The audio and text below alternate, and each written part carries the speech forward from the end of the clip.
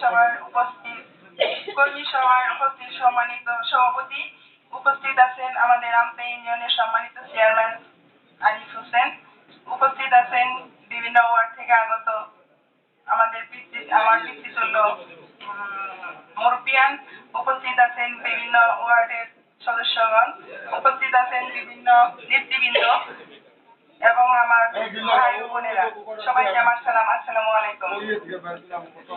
আসলে 21শে মে আমাদের উপজেলা পরিষদ নির্বাচনে আমি মহিলা ভাইস চেয়ারম্যান পদপ্রার্থী। আমার প্রতীক বরাদ্দ হবে আগামীকাল। যে প্রতীকে আসুক না কেন আপনারা সবাই আমার জন্য দোয়া করবেন, ভোট দিয়ে পাশে থাকবেন এবং কি সামনের দিকে আমাকে এগিয়ে নিয়ে যাবেন। কারণ আমি আমাদের পার্শ্ববর্তী ইউনিয়ন গুলো ফাঁকা, চৌরাদপুর বাই সেখানটার মধ্যে আমি একা। সবাই আমাকে সাপোর্ট করবেন, কারণ এই পাঁচটা একটার পক্ষে সম্ভব না। সবাই আমার সাথে থাকবেন, 10-এর লাঠি 1-এর বোঝা, কারণ একজনের পক্ষে সম্ভব না। সবাই যদি পাশে থাকে তাহলে আমি অবশ্যই সামনের দিকে এগিয়ে যেতে পারবো। সবাই আমার জন্য দোয়া করবেন। ধন্যবাদ সবাইকে। আসসালামু আলাইকুম। আমি সমাপ্ত করে দেব এবং কি যে রাস্তাঘাট এখনো ভালো হয় নাই, মানে আঁকাবাঁকা চলতে পারে না মানুষ, সেগুলো আমি মেরামত করে দিব, এইটাই আমার পরিকল্পনা। আমাদের বাংলাদেশে কিন্তু এক ধরনের সেটা হলো বাল্য বিবাহ। সেই বাল্য বিবাহ সম্পর্কে আপনি কি বলবেন? অবশ্যই আমি বাল্য বিবাহকে না বলবো, কারণ বাল্য বিবাহ দণ্ডনীয় অপরাধ, তাই আমার পক্ষ থেকে বাল্য বিবাহ না। আপনি ধামরাইবাসীকে কি বলবেন এখন? আমি ধামরাইবাসীকে বলতে চাই, সবাই আমার জন্য দোয়া করবেন, ভোট দিবেন, সাপোর্ট করবেন, আমার পাশে থাকবেন। আমিও যেন নির্বাচিত হয়ে আপনাদের পাশে থাকতে পারি এবং কি আপনাদেরকে নিয়ে আপনাদের সহযোগিতায় আমি যেন ভালোভাবে কাজ করতে পারি। আপনি তো দীর্ঘদিন রাজনীতির সাথে সম্পৃক্ত, এখন উপজেলা ভাইস চেয়ারম্যান পদপ্রার্থী। আপনি ভোটারদের উপস্থিতি কেমন দেখতেছেন এবং আপনি প্রত্যাশা কিরকম করতেছেন? আসলে জাতীয় নির্বাচনের চাইতে এই তারিখে আমাদের উপজেলা মহিলা উপজেলা নির্বাচনে আমি ভোটারদের বেশি সংখ্যা আশা করি। আমি সবাই দেখতেছি, যেহেতু বিএনপি আসে নাই, কিন্তু এখন দেখতেছি বিএনপিরা আমাদের নির্বাচনে যোগ দিতেছে। আশা করি জাতীয় নির্বাচনের আমাদের এই নির্বাচনে ভোটার সংখ্যা বেশি হবে। আমি সাবেক ভারপ্রাপ্ত চেয়ারম্যান, এখন উপজেলা মহিলা ভাইস চেয়ারম্যানে আসছি। আপনারা মা বোনেরা যারা আছেন বা আমার পিতৃতুল্য বাবার মতো যারা আছেন, আমার সমবয়সী ভাইয়েরা যারা আছেন, সবাই আমার জন্য দোয়া করবেন, ভোট দিবেন, সাপোর্ট করবেন। আপনারা আমার সাপোর্ট করে সামনের দিকে এগিয়ে নিয়ে যাবেন, এই প্রত্যাশা ব্যক্ত করছি সবার কাছে।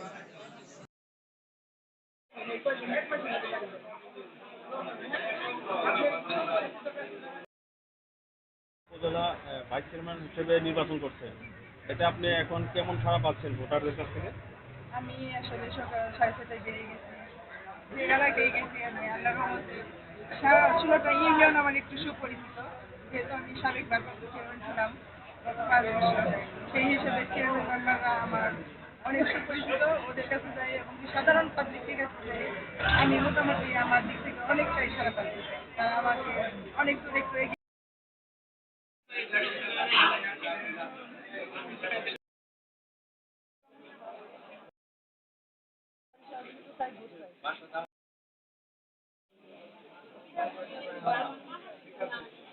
ইউনিয়ন বললে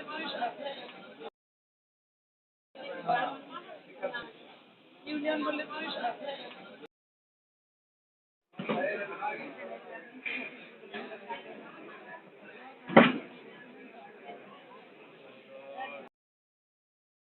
বুঝিয়েন লাভলি চৌহাটি উপজেলা মহিলা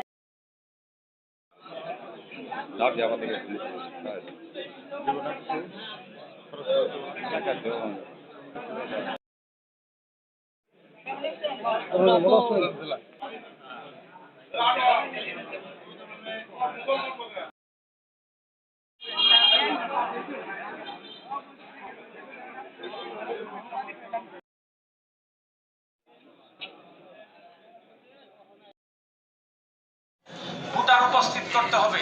ভোট প্রত্যেকটা বাড়ি বাড়ি যাবেন, মা বোনদের বুঝাবেন, এলাকার উন্নয়ন করতে হয়।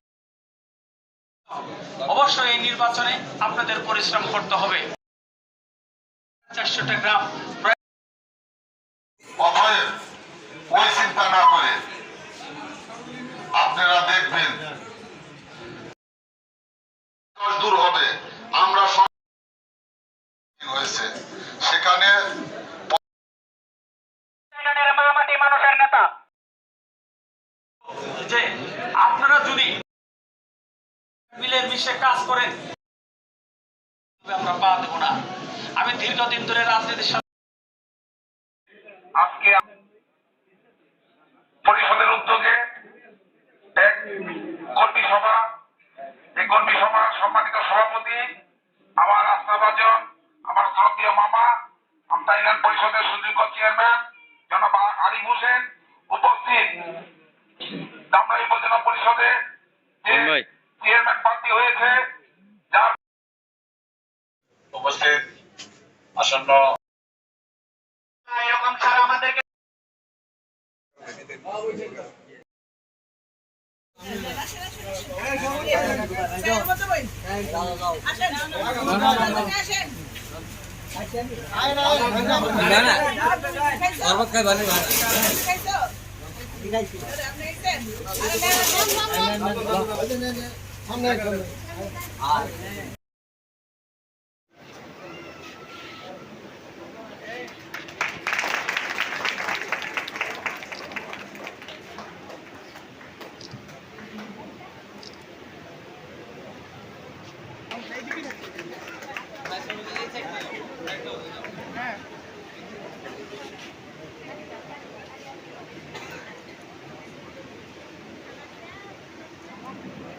এবং ওষুধ বিতরণ যে অনুষ্ঠান, এটা আমরা কার্যক্রম শুরু করব।